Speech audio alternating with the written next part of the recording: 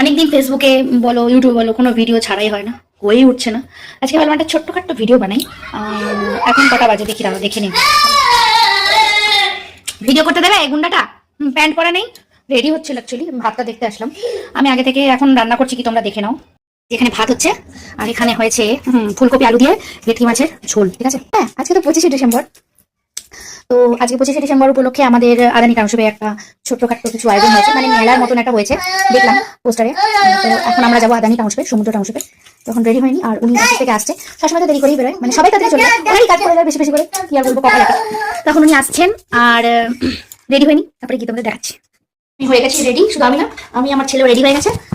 এই যে আমার ছেলে, স্যার দেখি দাও তো বাবা নিজেকে।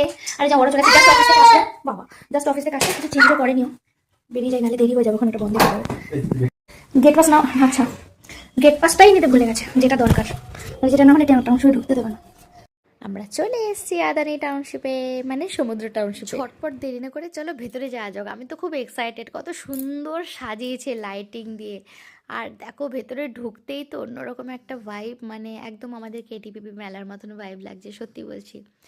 যাই হোক, ওই দেখো দূরে বাচ্চাদের কত রকমের রাইড এসছে, কিন্তু তার আগে এগুলোর কুপন কাটতে হবে। ঝটপট করে চলে গেল কুপন কাটতে, আর আমি চলে এসেছি এদিকে আমার স্বর্গে। মানে এটা আমার না, প্রত্যেকটা মেয়েরই স্বর্গ। প্রচুর ভিড় ছিল এই দোকানটাতে, অনেক কিছু ছিল অনেক রকমের। তো আমি আমার জন্য আর আমার দিদির জন্য ঝটপট করে কিছু, আমরা চলে আসলাম বাচ্চাদের রাইডের জায়গাতে এসে কত রকম রাইড দেখতে পাচ্ছি, তোমাদেরকে কি বলবো, এত ভালো লাগছে। আর বাবান তো এগুলো দেখে খুব খুব আনন্দ হচ্ছে, কিন্তু ডিসাইড করতে পারছে না ফার্স্টে কোনটাতে ও চাপবে।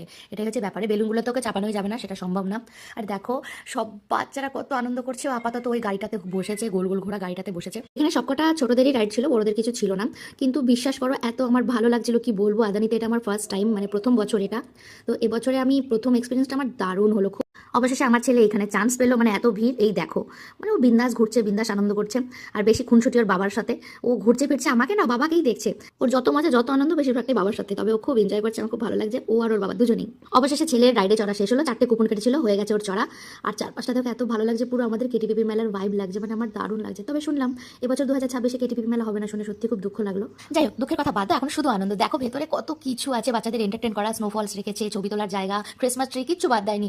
আরো অনেক কিছু আছে। এত কিছুর মাঝখানে কিন্তু আমি আমার 4টে বাচ্চাকে খুব মিস করছি, মিষ্টু, বাপিন, টুবান, চিঙ্কু, এদের কাছে আমি সত্যি ভাবতে পারি না। যাই হোক, দেখো বাবান এখানে একা একা ঘুরছে, কত কিছু আনন্দ করছে, খুব খুব ভালো লাগছে কিন্তু। আর দেখো বড় টেডি বিয়ারটা, আমার কিন্তু খুব প্রিয় টেডি বিয়ার, আর এত বড় টেডি বিয়ার আমার একটা খুব শখ আছে।